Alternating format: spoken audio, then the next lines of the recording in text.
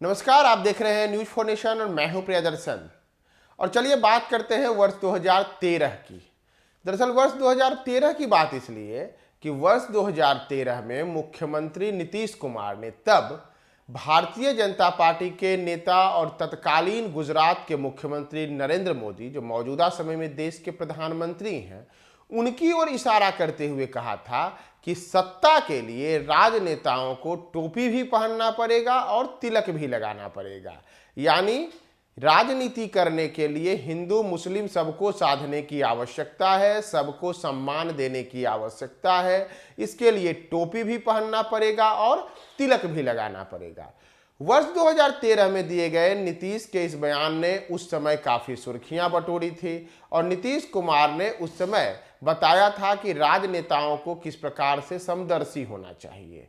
लेकिन राजनीति में कहते हैं कि सत्ता केवल समीकरणों के लिए होती है और मौजूदा समय में जदयू कुछ उसी दिशा में बढ़ती दिख रही है। दरअसल इस समय जदयू इस सप्ताह दो बड़े बड़े आयोजन कर रही है और ये दो बड़े आयोजन है। एक और महाराणा प्रताप की जयंती, दूसरी ओर कर्पूरी ठाकुर की जयंती। यानी कि महाराणा प्रताप जिन्हें राजपूत समाज से जोड़कर देखा जा रहा है, तो दूसरी ओर कर्पूरी ठाकुर के बहाने पिछड़ों की राजनीति को आगे बढ़ाने की दिशा में जदयू ने एक बड़ा कदम बढ़ाया है। यानी कि नीतीश कुमार वर्ष 2013 में जिस हिंदू मुसलमान को अपने साथ जोड़ करके टोपी और तिलक को लगाने की बात कर रहे थे, उन्हीं की पार्टी एक प्रकार से अब वर्ष 2023 में 10 वर्ष के बाद इस बार अगरे और पिछड़ों सबको साथ लेकर चलने की दिशा में एक बड़ा कदम उठा रही है और आज ही इस दिशा में महाराणा प्रताप की जयंती मनाई जा रही है। दरअसल पटना में आज बड़े स्तर पर महाराणा प्रताप की जयंती मनाने का कार्यक्रम है। राष्ट्रीय स्वाभिमान दिवस इसे नाम दिया गया है। महाराणा प्रताप की जयंती को मनाने के लिए बिहार भर के जो तमाम जदयू के राजपूत नेता हैं वो काफ़ी सक्रियता दिखा रहे हैं।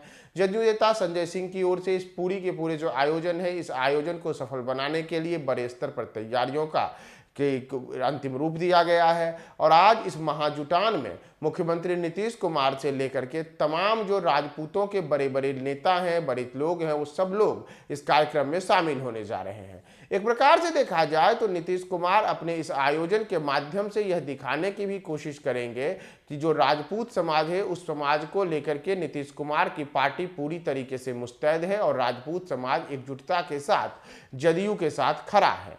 दूसरी ओर राजपूतों को अगर इस प्रकार की जो एक राजनीतिक रूप से उन्हें एकजुटता दिखाने के लिए जदयू की कोशिश दिखाई जाएगी, तो इसका दूरगामी प्रभाव आगामी चुनावों पर पड़ सकता है। यानी कि राजपूतों को अपने साथ करने की एक संदेश दे करके नीतीश कुमार की पार्टी जदयू आगे आने वाले चुनाव में इस बिरादरी के वोट बैंक को अपनी ओर साधने की दिशा में बड़ा प्रयास कर सकती है। और अगर मौजूदा समय में देखिए तो लेसी सिंह, सुमित सिंह जैसे नेता जो हैं इस सरकार में मंत्री के रूप में शामिल हैं, जो राजपूत बिरादरी से आते हैं।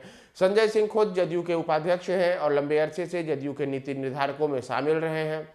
तो सबको साधने की फिराक में ये अगरों की राजनीति हुई जदयू की, जिसमें उनके निशाने पे मौजूदा समय में राजपूत बिरादरी है और महाराणा प्रताप की जयंती के बहाने उन्हें साधने की कोशिश है।